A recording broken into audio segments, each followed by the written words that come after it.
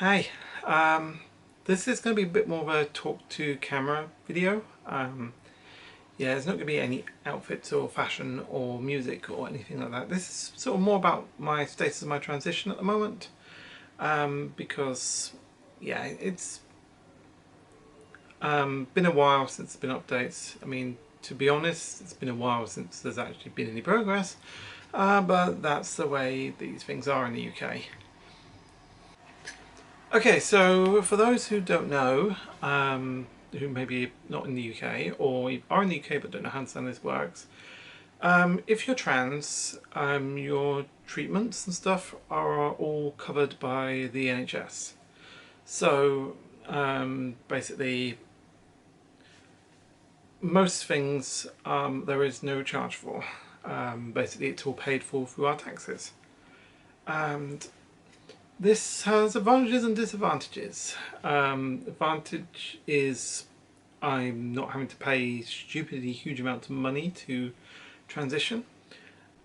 The disadvantage is that transgender treatment is relatively low down the list of priorities. If considering you've got other things like cancer, stuff like that, all competing for funding. There's lots of funding, just the trans bit is just quite low down the list of priorities. So yeah, the service is rather oversubscribed, shall we say. The way it's supposed to work is you go to your GP and say, I believe I am trans, and they'll then write a referral off to your nearest specialist clinic. I'm pretty lucky in that there is a specialist clinic in my city. There are about, I think, 7 or 8 in England. I think one in Scotland. I think there's one in Wales. So that means that each of the clinics covers a very large area. So the Exeter Clinic covers the southwest of England. It basically covers, well, the entire southwest peninsula. Basically, I think South Wales, possibly. I'm not sure how far it goes, but certainly up as far as Gloucestershire and as far east as Hampshire. So it covers a huge area, and that means, combined with fairly limited resources, yeah, there are long waits. I think it was 500 days for me from first referral to first appointment. Although I did have a bit of a delay because the first date they offered me I couldn't make, so I added like a 2-month delay to things.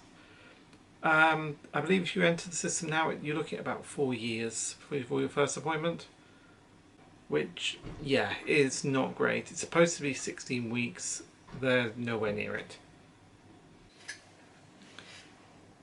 So your first appointment is basically a therapist session who goes really deep. It's a very tough sort of session to sort of ascertain as to whether you are going to end up going further in the system or whether you're just, yeah, and it was tough, I would say that. That was, for me, that was in April 2017. Then you go onto the waiting list for a doctor, and I am still on the waiting list for a doctor. I was told initially approximately 1 year. I believe it's now 2.5 to 3 years for a doctor appointment. And yeah, every time they just keep telling me, oh, it'll be a few more months, and now I just said we can't tell, giving estimate now. So yeah, it's a bit trying. I'm having like a 3-monthly how are you getting on type appointment, which just basically tends to be me venting for an hour. So what lies ahead when I see the doctor? I can get referred for various things, including voice therapy, because I am getting deeper. I can't help it because work. I do a lot of phone work at work, and if I try and raise my voice up an octave, I just end up killing my voice and just being croaking the rest of the day. So yeah, that might need to be worked on. I think it's probably better to have a professional coach than try and do online given my circumstances. The other thing you can get fairly quickly is you can get a course of hair removal. So you get laser on your face. Yeah, not IPL, but a sort of quite strong laser.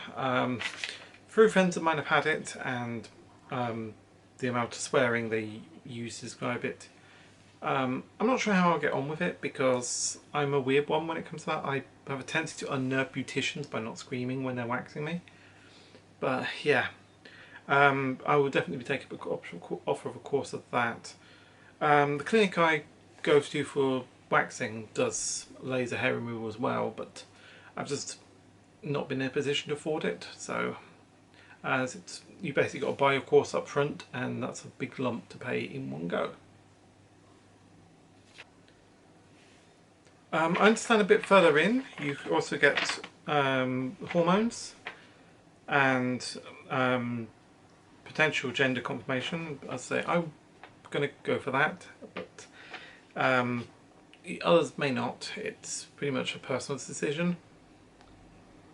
I definitely want something I want done. I believe from the southwest you go to Brighton for that. That may change by the time I get in. I've got a horrible feeling I'm going to be 40 by the time I get that done. But yeah, so that's sort of the final step, and then I assume there's lots of like debriefing and stuff that comes after that, and aftercare.